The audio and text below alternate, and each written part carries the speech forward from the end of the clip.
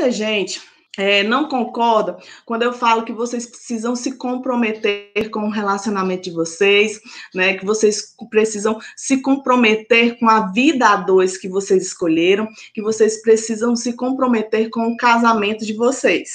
E eu falo para vocês, se vocês realmente querem resultados, né? Se vocês querem mudar a realidade de vocês, é imprescindível que vocês se decidam, né? Que vocês decidam viver uma vida tranquila, decidam viver uma vida harmoniosa, decidam viver uma vida feliz.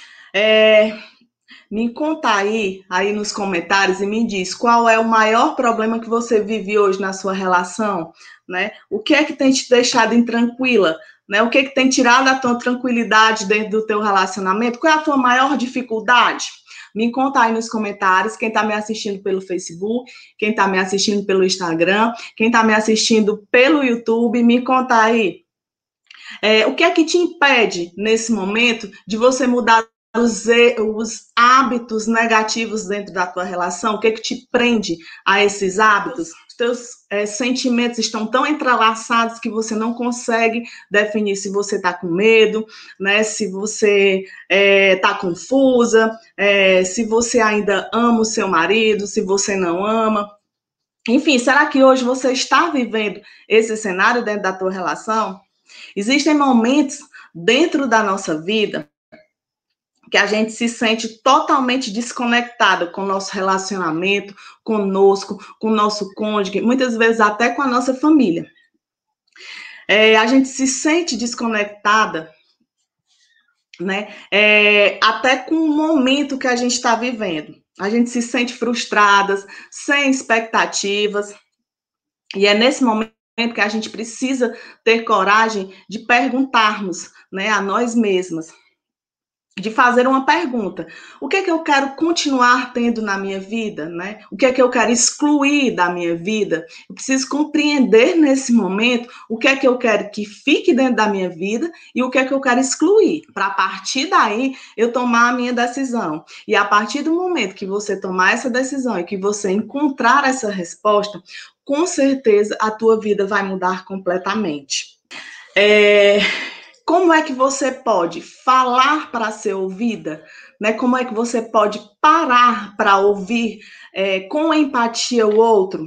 Essa é uma estratégia que eu ensino, né, nas minhas sessões individuais, nas minhas sessões de coaching, que normalmente são muito bem sucedidas e que eu já tenho ajudado muitos casais a superarem a crise, a superarem um conflito dentro do relacionamento. Eu chamo, né, a essa técnica, a esse processo de reunião conciliatória. E o que é a reunião?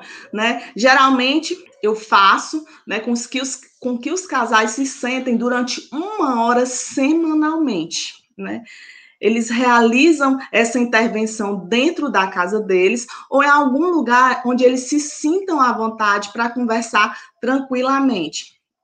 Depois, eu peço, né, para que a esposa ela faça um relatório de toda aquela reunião, de todo o acontecimento, e que na próxima sessão a gente consiga debater sobre o que aconteceu durante aquela reunião, sobre os pensamentos que surgiram na cabeça daquela participante, sobre os pensamentos que ela anotou e que o marido externaram naquele momento, sobre os acordos que foram feitos e quais são as estratégias, né, que eles encontraram para que eles consigam realizar tudo aquilo que foi acordado.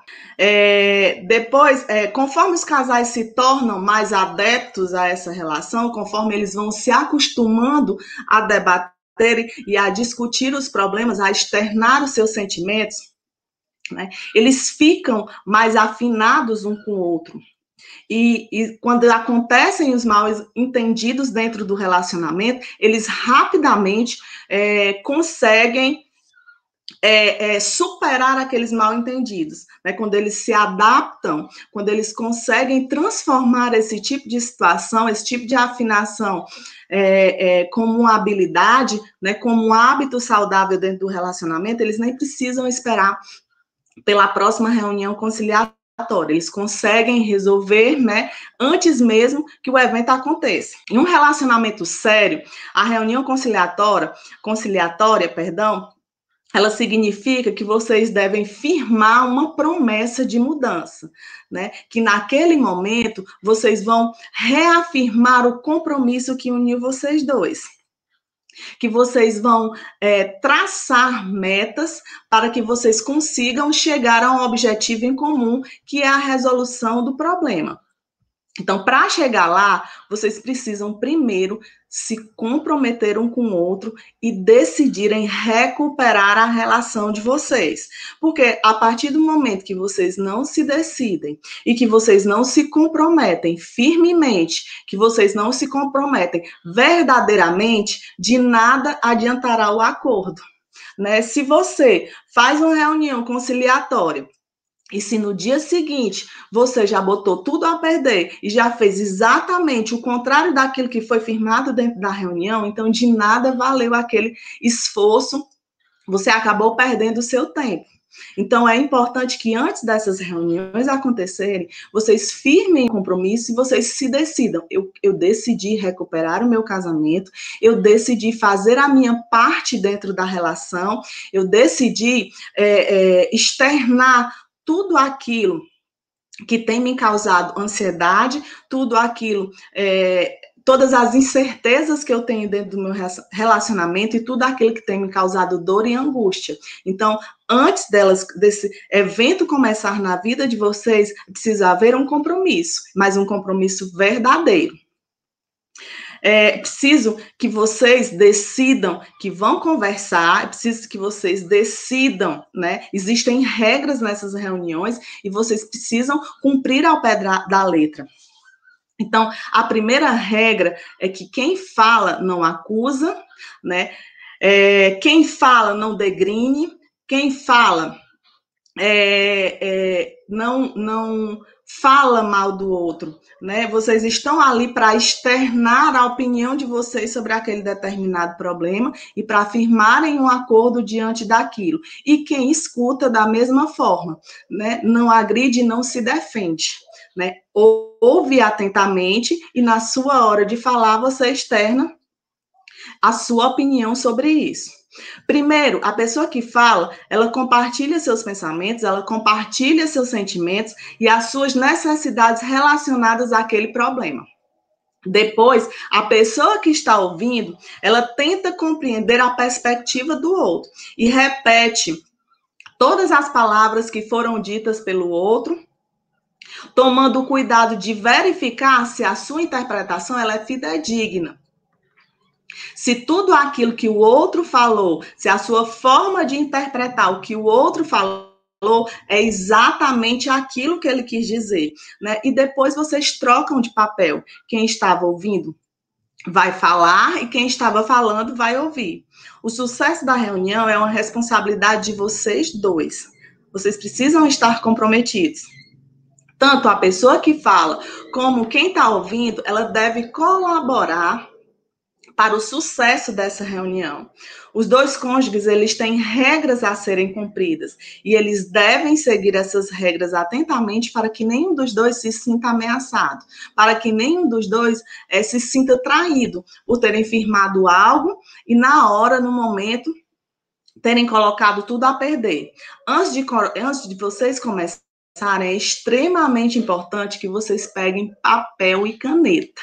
Sim, papel e caneta, para que vocês consigam anotar todos os pensamentos de vocês, aquilo que se passa na cabeça de vocês no momento da reunião e anotarem também tudo que o outro tem a dizer, por dois motivos, né? O primeiro é que quando a gente anota, a gente tem a oportunidade de repetir o que o outro disse fidedignamente.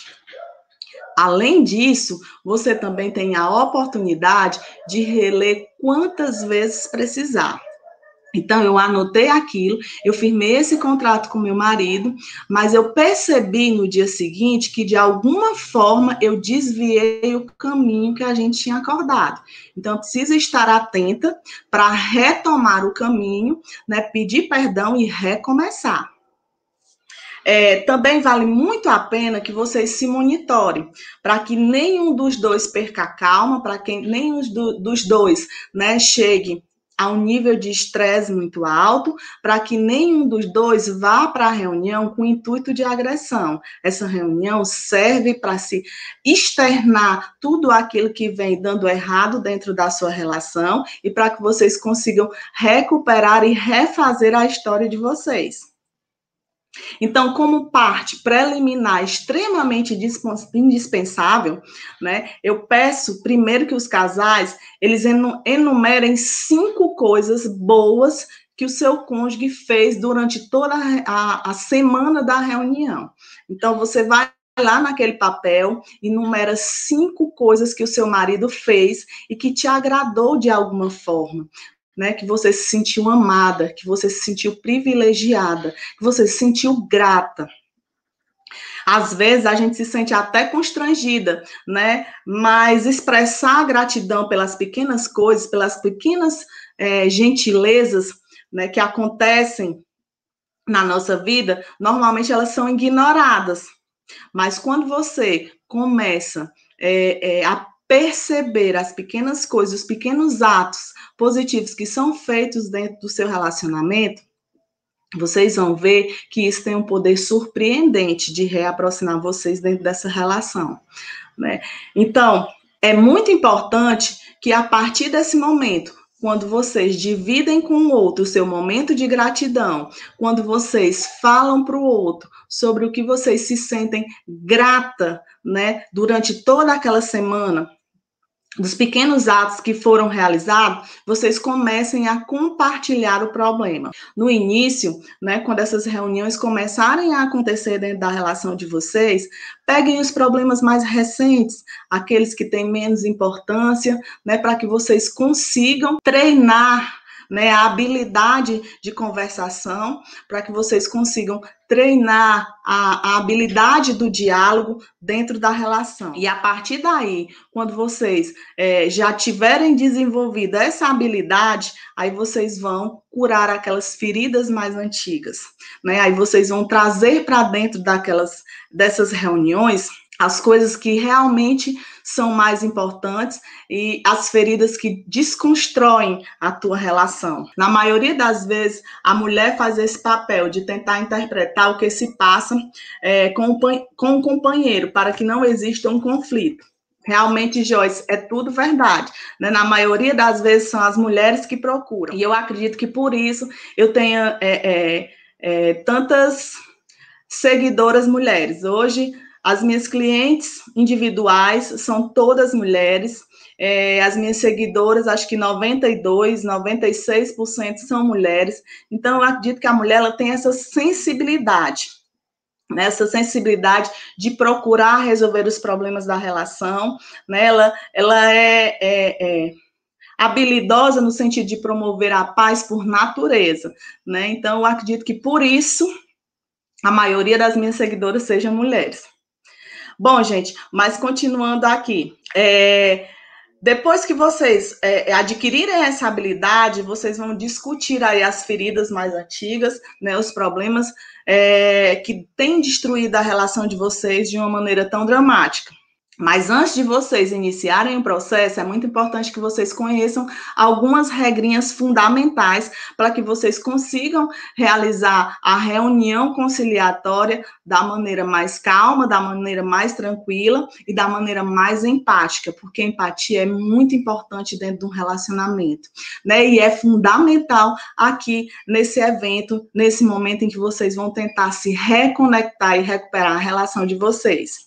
Então, o primeiro deles é a abertura consciente.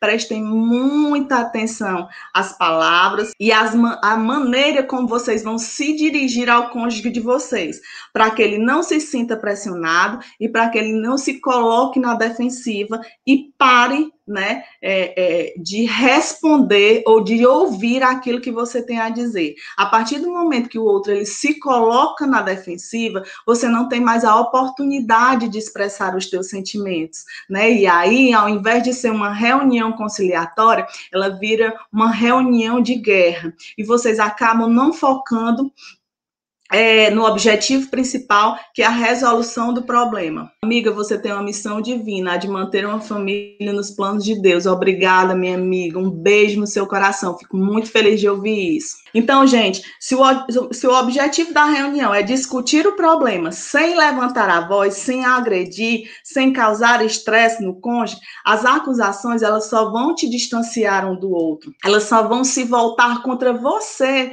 que está fazendo aquele tipo de atitude. Né? Então, eu vou dar para vocês aqui 3 dicas indispensáveis para que vocês consigam manter o foco na reunião e não se agridam, né? Não agridam o outro.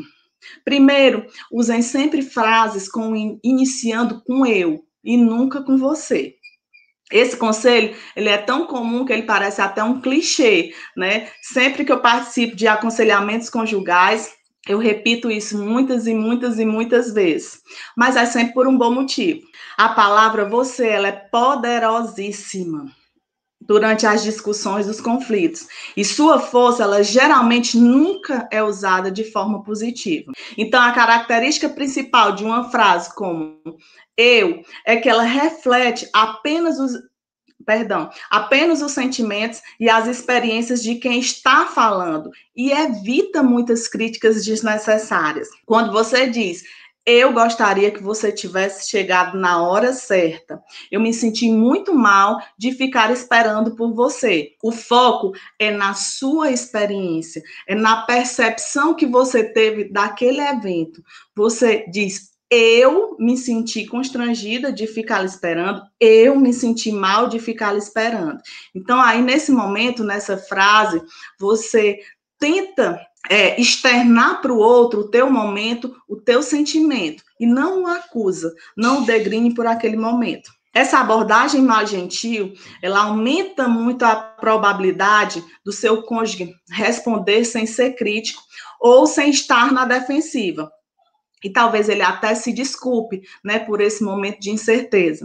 Por outro lado, uma frase com você no início é um dedo apontado para os motivos, para os sentimentos, para o comportamento, para a personalidade do outro. Você é tão egoísta, é claro que não pensou que seria constrangedor para mim ficar te esperando até a hora que você quisesse. Isso não é uma declaração. Isso é uma acusação que vai gerar um comportamento defensivo e que só vai piorar tudo. Vai desencadear aí uma briga desnecessária em um momento que poderia ter sido evitado. Né? É importante que você expresse para o outro os teus sentimentos, mas que você dê também a ele a oportunidade de se explicar. Né? A oportunidade de dizer o fato acontecido, porque tudo que acontece na vida, gente, tem várias interpretações diferentes. Um evento só, ele pode ter uma infinidade de interpretações diferentes, dependendo de quem está envolvido no momento. Então, às vezes acontece algo que acontece algo na minha frente, ou acontece algo que eu sei, mas eu interpreto de uma forma. Meu marido, que já está em outro momento, que já está noutra perspectiva, ele já interpreta de outra forma completamente diferente. Então, é importante que a gente compreenda que um fato só ele pode ter várias interpretações, e a gente precisa ouvir o lado do outro para que a gente compreenda o que ele interpretou daquilo. Se vocês quiserem mudar o comportamento dos cônjuges de vocês, não comecem dizendo, você sempre implica comigo. Apesar de você saber que eu odeio isso. Experimente dizer algo como, você poderia me elogiar de vez em quando? Ao invés de me criticar, eu me sinto muito feliz quando você me elogia.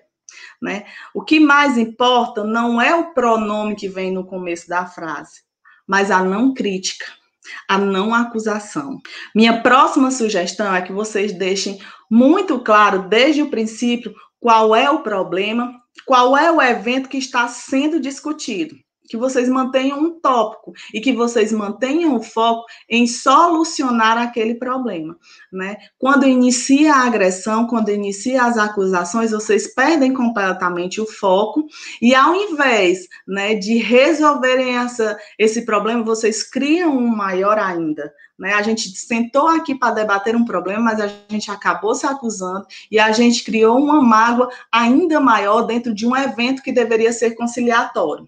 É uma tentação jogar tudo na mesa quando vocês têm a palavra e o outro é forçado a ouvir.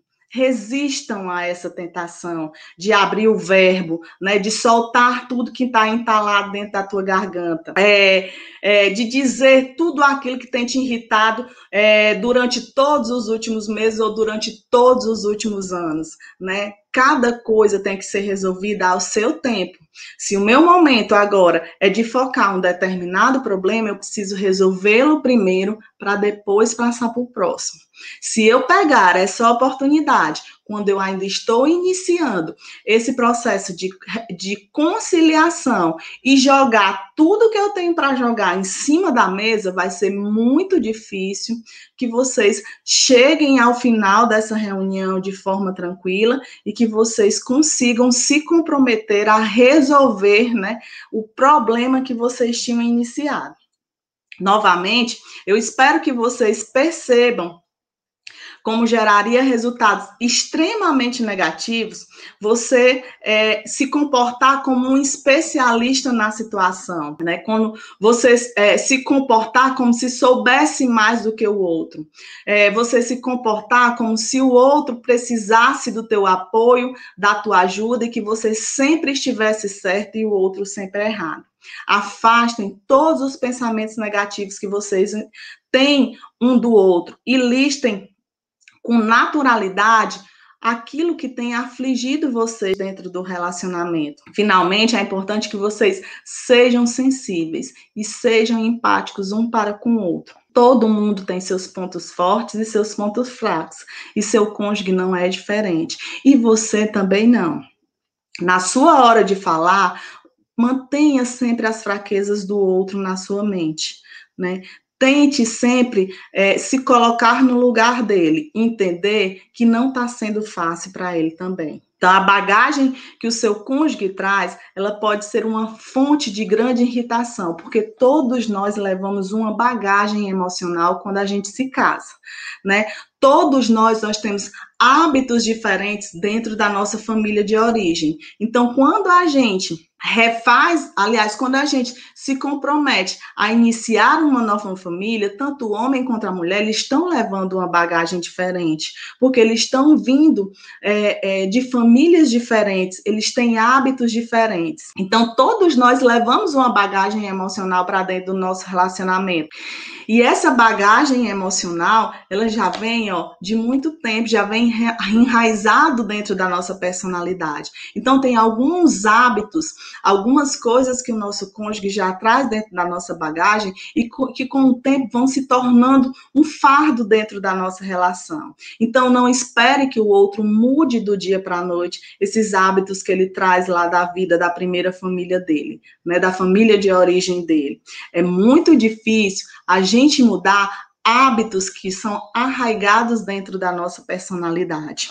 Então, seria pouco realista você acusá-lo e você querer mudá-lo do dia para a noite. Isso certamente ou dificilmente vai acontecer. Mesmo assim, eu posso te prevenir que uma discordância séria atrapalha o relacionamento de vocês. Precisa ter consciência e dedicação e olhá-lo sempre com muita compaixão. Lembre-se que o seu cônjuge, ele está tentando fazer o mesmo por você. Ele está participando daquela reunião porque o intuito dele também é recuperar aquele relacionamento.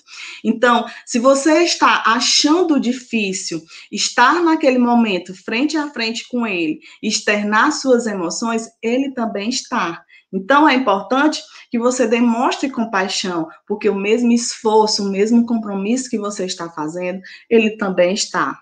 Fale sempre com tolerância. Mesmo que você tenha certeza que a sua posição é a correta, reconheça a perspectiva do outro. Né? Cada pessoa, como eu disse para vocês, tem uma perspectiva comum de determinados atos. Então, você tem um pensamento, o seu cônjuge tem outro, e é por isso que é tão importante que cada um externe a sua versão da história, né? E que juntos vocês consigam chegar a um consenso. Você nem precisa concordar com o que o outro diz, mas você pode aceitar que existe uma percepção diferente e que ele também tem um lado dele da história. É muito importante que você valide, né, o ponto de vista do outro e tente compreender, tente se colocar no lugar dele. Existe uma piada judia, que ela é muito antiga, sobre o significado da tolerância. Um rabino renomado, ele começou a participar de processos conjugais. Então, um determinado dia, chegou uma mulher e ela disse muita coisa sobre o marido, que vivia sofrendo muito dentro daquela relação, que o marido era displicente, que o marido não a amava, que o marido não a valorizava, que o relacionamento deles tinha mudado muito. E ao final da conversa, o rabino disse para a mulher: você tem toda a razão. É muito difícil a gente conviver com uma pessoa desse tipo, né? E depois, alguns dias depois, ele atendeu ao marido. E o marido contou praticamente as mesmas coisas sobre a mulher, né? Que a mulher o tratava mal, que ela era desamorosa, que nem parecia mais com aquela mulher que quando eles iniciaram a relação, e no final o rabino disse exatamente a mesma coisa: você tem toda a razão. É muito difícil conviver com uma pessoa que te trata tão mal, né? E no lado do rabino existia um jovem, né? Um jovem que estava aprendendo, né, a arte com o rabino. E ao final o jovem perguntou: rabino, o senhor disse exatamente a mesma coisa para o marido e para a mulher. Cada um contou a sua versão da história. Cada um falou mal um do outro. E você disse exatamente a mesma coisa. Ele disse: olha, meu filho, é porque cada pessoa tem uma versão diferente, tem um significado diferente para as ações que acontecem no seu dia a dia. E todas elas têm os seus motivos. Então, cada um interpreta da maneira que acha mais válido. Cada um interpreta da maneira que se sente melhor. A gente precisa validar as duas partes, né? A gente precisa compreender que cada um está interpretando da maneira que melhor se encaixa à sua personalidade. E é exatamente isso que acontece dentro do nosso casamento. A gente precisa entender que tanto nós quanto ele interpretam aquela atitude, interpretam aquele momento da maneira que mais combina com a sua personalidade. Então, a gente precisa validar, né? Validar a opinião do outro e tentar compreender o porquê ele interpretou aquele assunto daquela forma e porquê ele interpretou aquele momento de vida de vocês daquela forma. Com exceção daquelas pessoas que são munidas de culpas ou que são autocríticas, todos nós achamos que somos o personagem principal da história, né? Ninguém quer ter um papel menor, ninguém quer ser coadjuvante, todo mundo quer ter um papel central dentro da sua história, né? Então, do jeito que você quer ter um papel central dentro da história do relacionamento, dentro daquele evento, o outro também quer ter. Ninguém quer ser coadjuvante. E a gente precisa compreender e validar. É claro que essa perspectiva, ela se coloca um obstáculo na resolução do conflito, na resolução do problema dentro do relacionamento. Então, quando vocês perceberem uma qualidade em vocês, assumam que o outro também pode possuí-la. Se eu sou uma pessoa boa, se eu sou uma pessoa empática, se eu tenho a habilidade do diálogo, você precisa compreender que a outra pessoa também pode ter essas qualidades. Da mesma maneira que você tem defeitos, o outro também tem os seus defeitos.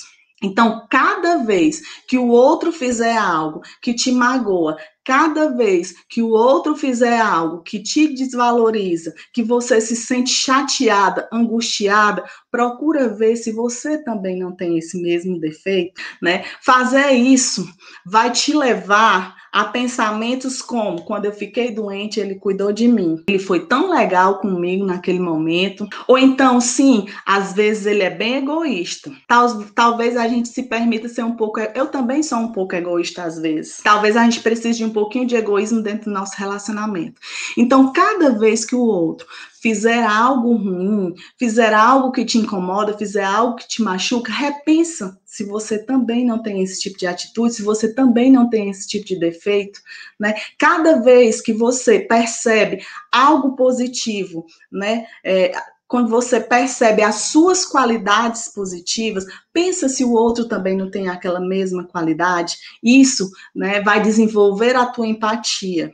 Isso vai fazer com que você se coloque no lugar do outro, pelo menos de vez em quando, e que você consiga validar os sentimentos do outro e validar a percepção do outro. Instituir desejos e necessidades positivas em vez de criticar. No meio da discussão, é muito comum expressar o que não queremos pedir. Dizemos: para de fazer essa cara, em vez de: eu queria que você me falasse o que é que está te deixando triste. Ou então, para de me ignorar, ao invés de dizer: preste um pouquinho mais de atenção em mim. O problema da gente estar continuamente expressando os nossos desejos de forma negativa soa como uma crítica. Ao contrário do que inúmeras pessoas pensam, não existe crítica construtiva. Se a pessoa não pediu a tua crítica, se a pessoa não pediu a tua opinião, isso gera uma defensividade no outro, o que impede a resolução dessa discussão. Independente da confiança que vocês têm no relacionamento de vocês, ninguém consegue ouvir ataques pessoais sem ficar na defensiva. A partir do momento que você ataca, é super normal que o outro se defenda. E assim vice-versa. A partir do momento que você é atacado, dificilmente você não vai entrar na defensiva. Portanto, para que essa discussão ela tenha sucesso, vocês devem sempre procurar falar abertamente sobre os sentimentos com a maior neutralidade possível. E depois, tentem transformar qualquer reclamação sobre o outro em forma de necessidade positiva. O objetivo é fornecer ao cônjuge um esquema de como ter sucesso com você. O objetivo é você demonstrar para o outro o que é que você quer dentro da relação, de você demonstrar para o outro quais são as possibilidades de aproximação, como é que você quer essa reconexão dentro do seu relacionamento, o que é que você quer que ele mude.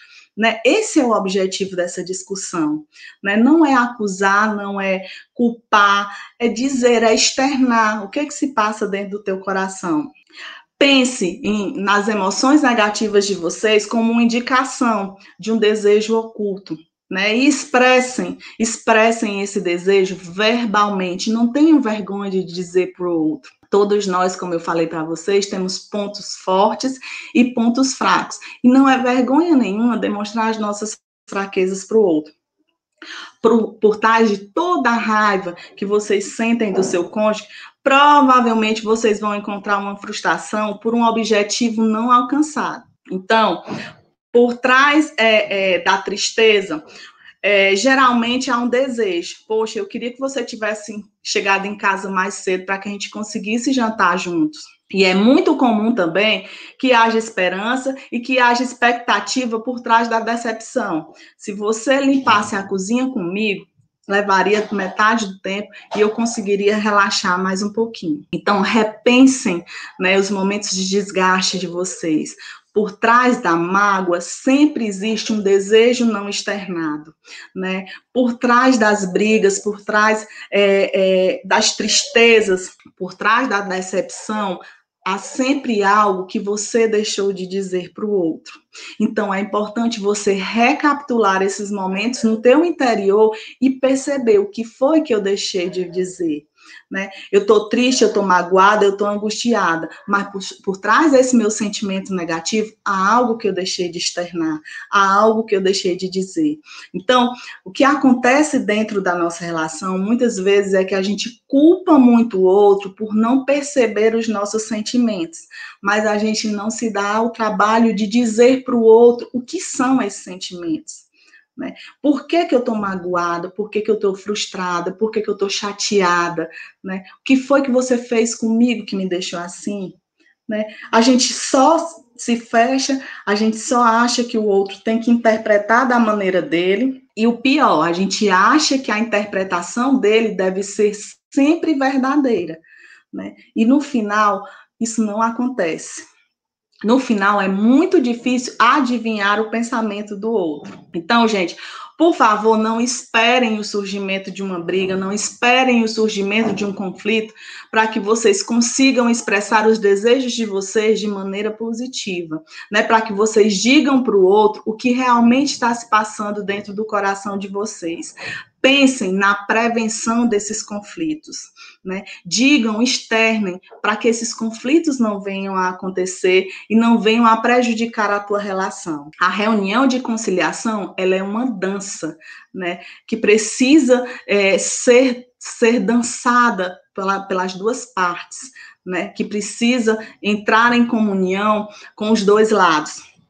Quando vocês forem os locutores, quando vocês estiverem no papel do que está falando, vocês devem se esforçar para ser tolerantes com o outro, para ser sensíveis às suas vulnerabilidades, né? Para não julgar o outro. Esses passos vão ajudá-lo bastante a abafar a tensão, para que a raiva, para que a ansiedade, elas não cheguem a um limite de afastá-los daquela conexão. E quando vocês estiverem no papel de ouvintes, vocês devem resistir àquela vontade enorme que se passa dentro do coração da gente debater e da gente se defender. É preciso que haja calma e cautela para ouvir a interpretação do outro e para quando chegar o nosso momento de falar, a gente expresse tudo aquilo que a gente tem vontade para falar. Então, ficar calada vai ser mais fácil se você se lembrar de que quando você estiver falando, o outro também tem que lhe dar o mesmo tratamento que você está dando. Então, quando o outro está falando, você precisa aquietar-se e simplesmente anotar, porque você também vai ter esse momento e você não vai se sentir bem se o outro não deixar você expressar as suas emoções, expressar os seus sentimentos. O objetivo do ouvinte é valorizar as emoções do outro. É valorizar o significado, é valorizar a história que o outro está te contando, as emoções, né, que ele passou naquele momento, né, a mágoa que ele teve quando aconteceu o evento. Não é ouvir de maneira defensiva. Ouvir de maneira defensiva não resolve o problema. Os casais geralmente escutam que para resolver as diferenças, eles devem ouvir a perspectiva do outro sem se sentirem atacados. Mas como eu já falei para vocês, quando o outro lhe aponta a arma, quando o outro lhe aponta o dedo, não há como você esperar, você ter tolerância naquele momento, não há como você compreender. É extremamente normal que você se defenda. Então, é de responsabilidade da pessoa que está falando evitar agressões, evitar críticas, mas também é importante que o ouvinte se acalme, né? Que o ouvinte tenha calma e tranquilidade para ouvir o que o locutor está falando. Para várias pessoas, essa habilidade de ouvir calado, né? Essa habilidade de prestar atenção no outro é muito difícil. Mas faça uma pausa, né? Respire. Se você perceber que você começou a se alterar, peça para parar um pouquinho, né? Respire, se acalme e depois vocês retornam à reunião. Se vocês se permitirem uma pausa momentânea antes de reagirem a um ataque verbal, vocês terão muito mais chances de se acalmarem e de retomarem esse evento de conciliação. Lembre-se do que significa ser ouvinte, né? Não reaja ao que está falando. Apenas continue respirando. Adie suas próprias questões, se concentre no outro e espere o seu momento de falar. Anote tudo que o outro diz, mesmo que o sentimento de defensiva surja dentro do seu coração. Essa estratégia funciona muito bem dentro da minha própria vida. Né? Quando eu me sinto na defensiva, quando meu marido diz algo que me magoa, algo que me destrói, eu tento anotar tudo que eu lembro daquele momento. Eu tento me lembrar que eu gosto dele, eu tento me lembrar que ele é um bom pai. Eu tento me lembrar que naquele momento em que ele falou algo que me magoou, ele deve estar infeliz de alguma forma, ele deve estar se sentindo desconfortável de alguma forma, ele deve estar sentindo alguma dor. Às vezes, só o ato de eu anotar as palavras dele e de reconhecer a minha postura defensiva naquele momento, faz com que eu fique mais calma e que eu aguarde o momento certo de falar, mas com o meu papelzinho na mão, né? Para que eu possa relembrar tudo o que ele me disse e para que eu possa relembrar o momento, o meu pensamento, o pensamento que se passou na minha cabeça naquele momento. E eu tente, né, me colocar no lugar dele e validar o momento dele, porque do jeito que ele estava estressado naquele momento, né, do jeito que algo o incomodou naquele momento e o tirou do sério, pode acontecer comigo também. Então, pode haver um dia em que eu vou acusá-lo, em que eu vou agredi-lo injustamente por estar se passando um problema dentro do meu coração, que muitas vezes nada tem a ver com ele. Então, é preciso que a gente compreenda, como eu disse para vocês, as nossas fraquezas e os nossos pontos fortes. Lembre-se do amor e do respeito que vocês têm um pelo outro. Evoquem a profunda e a eterna afeição e o desejo que vocês têm de proteger o outro, porque quando a gente ama, a gente quer proteger. Então, diga para si próprio, nesse relacionamento, nós não ignoramos um ao outro. Eu tenho que compreender a dor que o outro está passando, eu tenho que me colocar no lugar dele. Tente separar a sua raiva, tente separar a sua irritação da visão geral que você tem do relacionamento. Então, aquele momento é de raiva, aquele momento é de desconforto, mas o meu relacionamento, no geral, não é só tragédia. Tem coisas boas, tem momentos bons, né? O meu cônjuge tem qualidades, o meu cônjuge tem coisas boas, eu preciso recuperá-las. Evitem julgar a raiva, a tristeza e o medo do seu cônjuge. Né? Não diga, se anime, você é sensível demais, não é tão ruim assim, tudo vai melhorar. Todas as emoções e os desejos, elas são aceitáveis, mas nem todos os comportamentos são, viu? Então é preciso que a gente fique ligado nisso. As emoções também têm seus próprios objetivos, têm suas próprias lógicas. O seu cônjuge, ele não tem como selecionar o que ele vai sentir. A gente não sente raiva porque a gente quer, a gente não se sente desamada porque a gente quer, né? Há algo por trás disso, as nossas emoções são mais fortes do que a gente. Né? Então, não adianta eu julgá-lo por sentir aquele tipo de sentimento. Né? Eles vêm à tona sem que a gente perceba. Se vocês não conseguirem passar pela crença de que as emoções negativas são uma perca de tempo dentro do relacionamento de vocês, então o relacionamento de vocês ele corre um sério perigo. Dificilmente vocês vão conseguir se reconectar ou se afinar um com o outro. Então, não tem por que chorar, se anime, raramente causam efeito. Em vez disso, vocês digam, por favor, me ajude a entender o que é que está se passando dentro do teu coração, dentro da tua cabeça. Meu conselho final sobre a assimilação do que o outro sente é não tentar resolver o problema do seu cônjuge e não se sentir responsável por tudo que acontece com ele, né? Eu trabalhei alguns meses atrás com algumas mulheres que elas tinham sérios problemas com isso, né?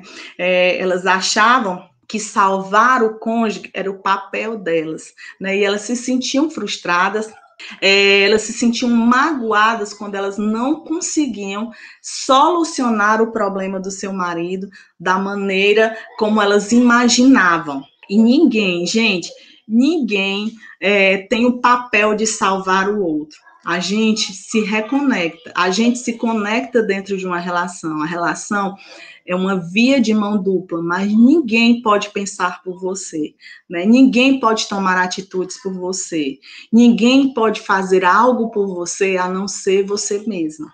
Então, é importante que a gente compreenda o nosso papel dentro da relação. Tá na hora da gente parar de jogar toda a culpa daquilo que acontece de ruim dentro do nosso relacionamento no outro. Tá na hora da gente parar de achar que todas as incertezas que existem dentro do nosso relacionamento são culpa do outro. Nós temos que nos responsabilizar pela nossa parte. Ninguém faz nada por ninguém, né? Eu não posso fazer com que o outro se comprometa comigo.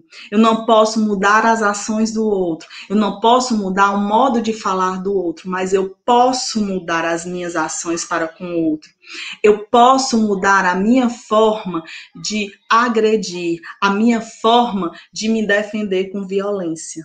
Né? Eu posso mudar a minha personalidade e a minha maneira de encarar o meu relacionamento. Né? Parem de ter sempre a ideia de querer fazer pelo outro aquilo que você não consegue fazer por você. Parem de colocar na cabeça de vocês que o outro tem que mudar quando você ainda não mudou a sua postura, quando você ainda não mudou os seus hábitos negativos. Se responsabilizem por vocês dentro do relacionamento de vocês. Né? Eu tenho a capacidade e eu tenho a condição de mudar a minha visão do relacionamento. Eu tenho a capacidade e a condição de mudar as minhas atitudes, de mudar os meus pensamentos negativos, de mudar os meus hábitos negativos dentro da minha relação. E é por isso que eu vou me responsabilizar. Todas as mulheres que eu atendi, nos meus atendimentos individuais, eu deixo muito claro que a mudança precisa partir delas. Né? E todas elas foram transformadas. Todas elas perceberam que mudar os seus hábitos, que mudar a sua interpretação de tudo que acontece dentro do relacionamento de vocês e, principalmente, me responsabilizar pelas minhas atitudes dentro do meu relacionamento, transforma a minha vida conjugal. Então, gente, eu espero ter ajudado vocês de alguma forma. E eu espero muito que vocês implementem dentro do relacionamento de vocês aquilo que a gente conversou aqui. Eu espero que vocês tenham compreendido a importância de vocês começarem a pensar positivos e começarem a se responsabilizar pela parte de vocês dentro do relacionamento. Eu espero ter podido levar um tiquinho assim de esperança e de certeza para você, para a tua relação e para a tua vida. Então, gente, foi um prazer enorme estar com vocês mais essa noite. Só vou relembrá-las que aqui no link, existe um link aí na bio do meu Instagram, onde você pode se inscrever para participar das mentorias ao vivo, que vão acontecer a partir do mês de junho, todas as quartas-feiras. Então, eu e você vamos conversar ao vivo, e eu vou tirar todas as tuas dúvidas, e eu vou te ensinar técnicas que podem te fazer transformar a tua vida conjugal. Além disso, lá também a gente colocou uma planilha, né, onde você vai preencher e vai concorrer mensalmente a um processo completo comigo. Então, são 11 sessões que vão transformar a tua vida. Essas sessões acontecem semanalmente, então você entra lá no link da minha bio lá no Instagram e preenche a planilha e você concorre a esses atendimentos mensalmente, né? Então, são 11 sessões, a gente passa 3 meses aí se encontrando semanalmente para que eu possa ter a oportunidade de transformar a tua vida. Então, gente, um beijo enorme no coração de vocês. Geizinha, Vilma, um cheiro bem grande para vocês, muita saudade. Fiquem com Deus. A gente tem um encontro de novo na quinta-feira. Eu espero todas vocês aqui a partir das 8 da noite. Um beijo, Marcela, um beijo, um beijo, um beijo. Tetê, um beijo. Um beijo no coração de vocês. Tenham uma semana abençoada e a gente se encontra na quinta-feira a partir das 8 da noite. Tchau, tchau, gente. Um beijo bem grande para quem está me assistindo pelo Facebook, pelo YouTube. Fiquem com Deus e uma semana abençoada. Até quinta-feira, se Deus quiser. Tchau, tchau.